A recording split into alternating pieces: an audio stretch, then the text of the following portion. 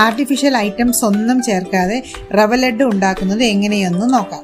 ആദ്യം തന്നെ ഒരു പാനിൽ കുറച്ച് നെയ്യ് ഒഴിച്ച് അണ്ടിപ്പരിപ്പും മുന്തിരിങ്ങയും വറുത്തെടുക്കണം. അതേ പാനിലേക്ക് അല്പം കൂടി നെയ്യ് ഒഴിച്ച് 2 കപ്പ് റവ ഇട്ട് 5 മിനിറ്റ് മീഡിയം ഫ്ലെയിമിൽ വറുത്തെടുക്കണം. വറവ് കൂടിപ്പോകാതെ ശ്രദ്ധിക്കണം. വറവ് കൂടിയാൽ ലഡു ഹാർഡായി പോകും. 1.5 കപ്പ് പഞ്ചസാരയും കുറച്ച് തൊലി കളഞ്ഞ ഏലക്കായും മിക്സിയിലിട്ട് നന്നായി പൊടിച്ചെടുക്കാം. വറുത്തെടുത്ത റവ ചൂടാറിയതിനു ശേഷം മിക്സിയിൽ നന്നായി പൊടിച്ചെടുക്കണം.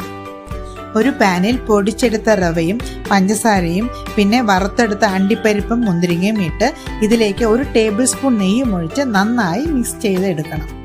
മിക്സ് ചെയ്തെടുത്ത റവയിലേക്ക് ചൂടാക്കിയ പാൽ കുറേശ്ശെയായി ഒഴിച്ചു കൊടുത്ത് റവ നന്നായി മിക്സ് ചെയ്തെടുക്കണം.